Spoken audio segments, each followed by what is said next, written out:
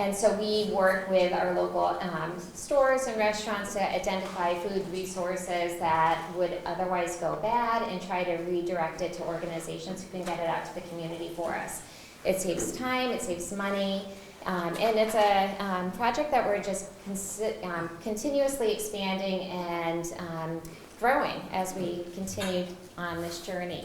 So we have some great panelists today. We have 4 wonderful presenters who will be speaking. I'm not going to bother introducing you because you can introduce yourself. We don't have a whole lot of time, so if you could just take a couple minutes, introduce your name, your title, and what you do for your organization, who your organization is, that would be great. My name is Jenny Christian, and I'm the farm manager of Farming Falmouth's community service garden. And we have lots of programs in waste reduction realms, food donations being my main focus this year as the farm manager. I'm Katrina Nevin, and I'm the gleaning manager for Farming Falmouth, and I organize the volunteers and the weekly gleaning throughout the growing season, mostly at Pariah Dog Farm, which is in T-Ticket in Falmouth, but a few other locations as well. I'm Judy Bond. I'm here representing Food Link out of Arlington, Massachusetts, but I have a home in Falmouth, so I'm very interested in this. And we've been rescuing food and trying to put a dent in bringing the food security numbers up for almost 12 years. Hi, I'm Devin Parsons. I work at Wardsbury Farm in Sharon, and I'm the sustainability director, and I really focus on mitigating food waste there. Excellent. I am so impressed. I thought each one of you might take like 10 minutes easily. You guys kept it short and sweet. You're so good at following instructions. We have a lot of really great questions here. And this is going to be very informal. So along the way, if there's a question you want to ask and you don't want to wait to the end, just raise your hand and we'll stop, and feel free to ask your questions because they might be even better than mine. Okay, so for all of you, this is a question for all of you.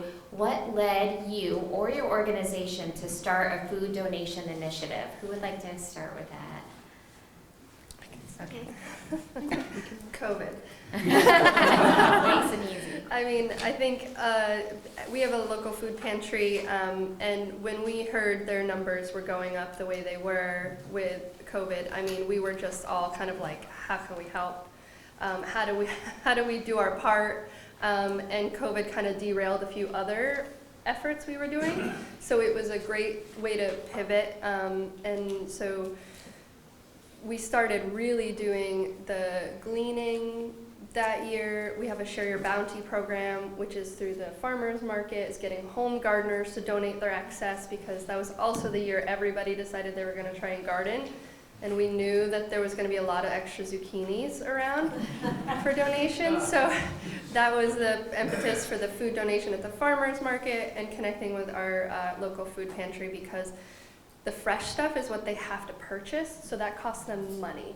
And so seeing their numbers go up, we knew their budgets weren't. So for us, we had a field that we could utilize and start to farm, and so we did that sooner than we thought. We figured it out and made it happen. So that was. For me, I came from Martha's Vineyard. I moved here in 2020, right before the pandemic started, and got involved with Farming Falmouth in July and was just meeting my local farmer down the street. And I got involved with starting gleaning because I was at his farm and he had this glut of paste tomatoes. It was like 3 rows of Italian paste tomatoes. And I was like, wow, this is amazing. Look at all these. And he said, yeah, I wish I hadn't planted these. Nobody's buying them.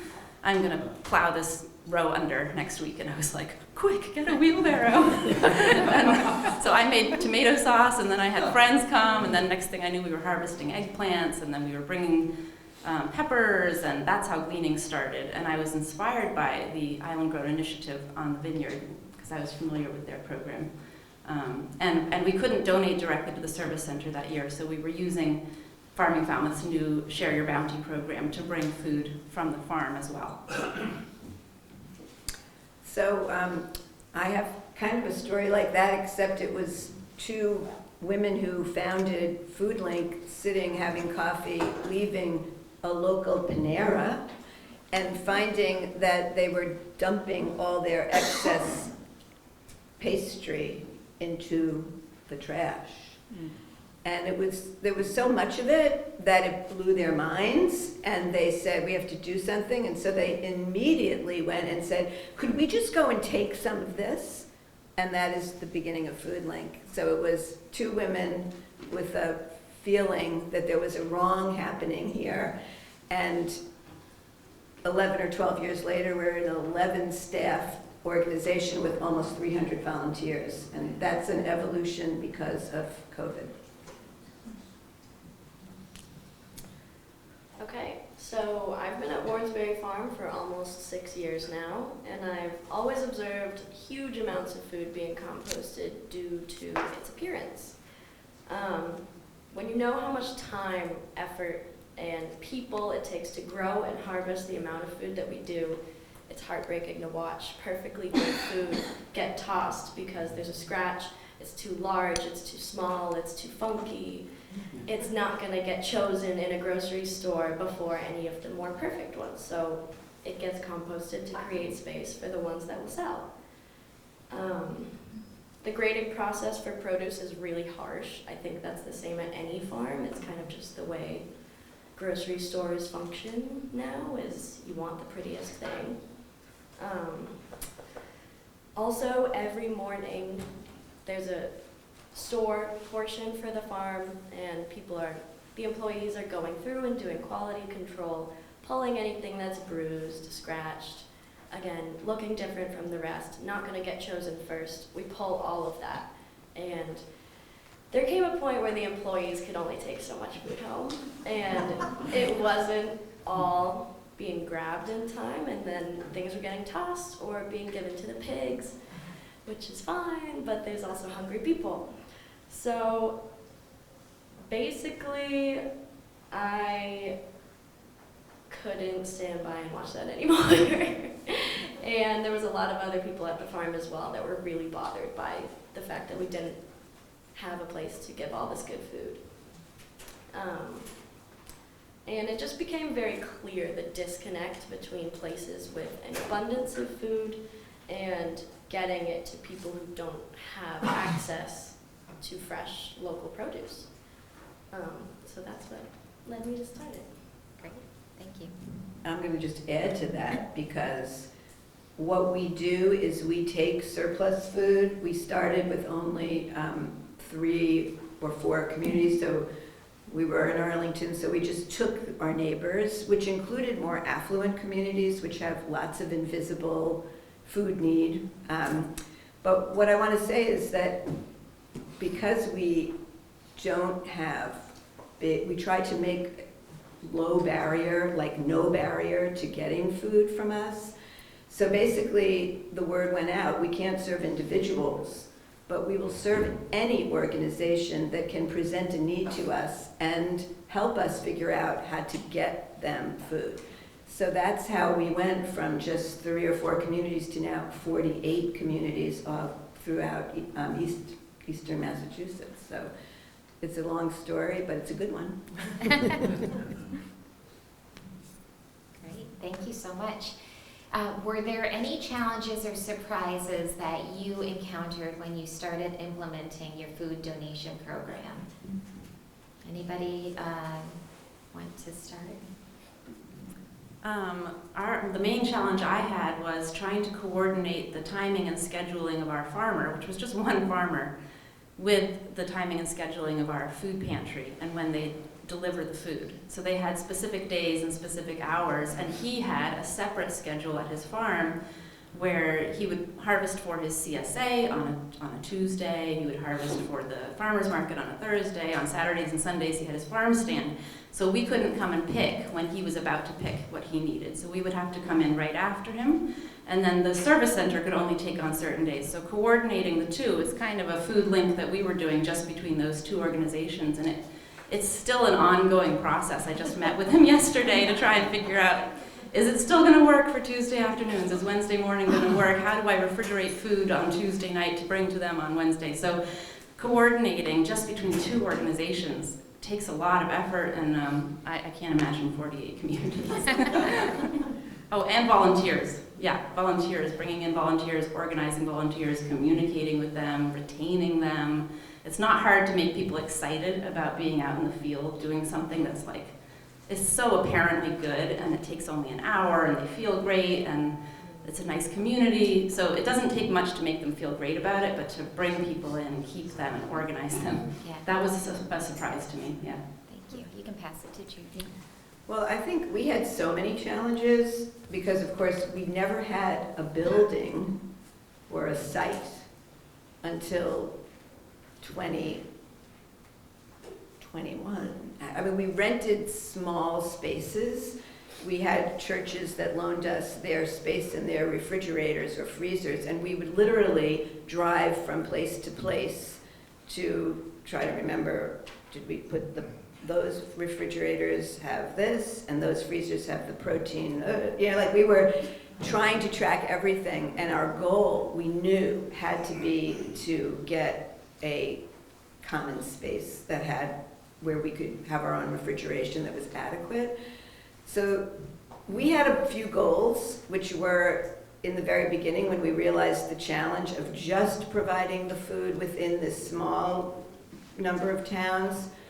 And that led us to needing to get some sort of a data system. So I just want to say right off the bat that one of the things we really had to do right away was figure out there's nothing worse than having a volunteer who has nothing to do. Yes. And that's the sin of all nonprofits. And I'm a big I've been in nonprofits my whole life. Prior to FoodLink, it was all education ones. But so that was something we knew we had to commit to. That we're not going to ask our people to be volunteers unless we actually can be responsible to them. So challenge number one, make sure that you have a data system to help you to do this so that you can really track what you need to track.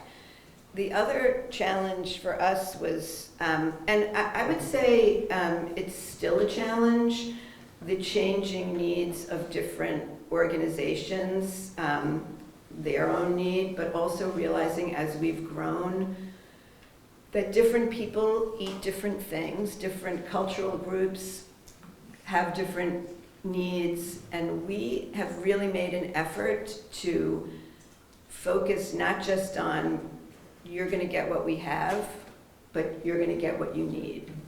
And we work really hard at that, and that's another challenge. So that means that we have to be much more creative in sourcing food. And you could spend your whole time. I keep saying, where are all the retired VPs of sales or salespeople who want to come and work at FoodLink or at one of your organizations? Because that's what you need out in the community to get donors to get food. And that's getting the good food. Because part of it is because they can throw it to the compost now. So.